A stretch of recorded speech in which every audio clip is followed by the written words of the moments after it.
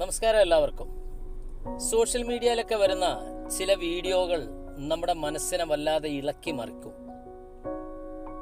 ശരിക്കും മനസ്സാക്ഷിയുള്ളവന് അറിയാതെ ഹൃദയം പൊട്ടിപ്പോവും. നമ്മുടെ കയ്യിൽ പണവും മറ്റുമൊക്കെ ഉള്ളപ്പോൾ പലരും നമ്മുടെ അടുത്തുകൂടെ ഉണ്ടാവും. ഒരു സമയത്ത് സൂര്യ തേജസ്സായി ജ്വലിച്ചു നിന്ന വലിയൊരു കലാകാരൻ മോഹൻ സിത്താര, അദ്ദേഹത്തിന്റെ ഒരു വീഡിയോ 2 ദിവസം മുമ്പ് സോഷ്യൽ മീഡിയയിൽ കാണാനിടയായി. ആ വീഡിയോ ഒന്ന് കണ്ടു നോക്കുക. എന്ന് പറഞ്ഞ പോലെ തന്നെയാണ് ഇപ്പൊ നമ്മൾ ഓരോരുത്തരെ ഫീൽഡിലേക്ക് കൊണ്ടുവന്നു. പലരും നമ്മളെ മറന്നുപോയി. ഞാൻ 2-3 ഓപ്പറേഷൻ കഴിഞ്ഞിരുന്നു. അന്ന് ആരും എന്നെ തിരിഞ്ഞു നോക്കില്ല. ഭയങ്കര വിഷമമുണ്ട് എനിക്കത്. പക്ഷെ പറയാൻ പാടില്ല, എങ്കിലും ഞാൻ ഇങ്ങനെ ഒരു അവസ്ഥയിൽ പറഞ്ഞു പോയതാണ്.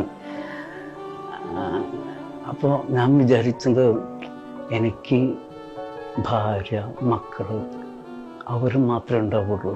പിന്നെ വേണ്ടപ്പെട്ട 2-3 ആളുകളൊക്കെ ഉണ്ടാവുള്ളൂ. എൻ്റെ എന്നല്ല, ഈ ലൈഫിലും എല്ലാവർക്കും അങ്ങനെ തന്നെ ഉണ്ടാവുള്ളൂ.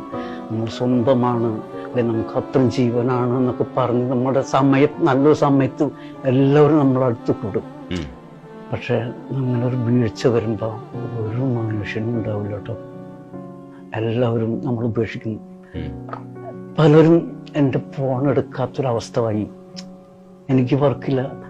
ഇപ്പം എൻ്റെ ഒരു കാലത്ത് ഞാൻ പറഞ്ഞല്ലോ, 5-8 സിനിമകളൊക്കെ ചെയ്തുകൊണ്ടിരിക്കുന്ന കാലത്ത് എല്ലാവരും എന്നെ വിളിക്കും ഓരോ ചാൻസിനും വേണ്ടി. ഞാൻ ഇത് ഇവിടെ നിർത്തിക്കൊണ്ട് ഞാൻ അവർക്ക്, മക്കളെ ഞാൻ അടുത്തതുണ്ട്, ഇന്ന ദിവസം വരാം, അങ്ങനെ.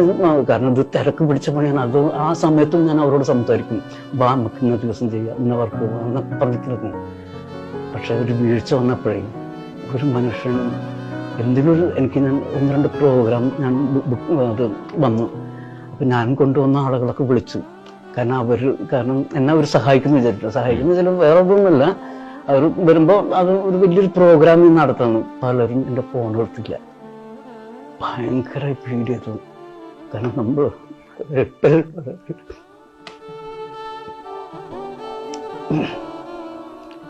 അതാണ് രോഗം.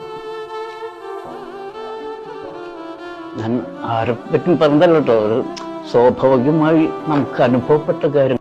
കണ്ടില്ലേ, നമ്മളുടെ ആരോഗ്യം സമ്പത്തുമൊക്കെ നല്ലതായി ഉള്ള സമയത്ത് പലരും ഉണ്ടാവും. നമുക്കൊരു വീഴ്ച പറ്റുമ്പോൾ ആരും ഉണ്ടാവില്ല. നമ്മളുടെ ഭാര്യയും കുട്ടികളും, ചിലപ്പോൾ അടുത്ത ചിലരാരെങ്കിലുമൊക്കെ. അതുകൊണ്ട് ജീവിതത്തെ, നമ്മുടെ സമ്പത്തിനെയൊക്കെ സ്വയം കാത്തു സൂക്ഷിക്കുക.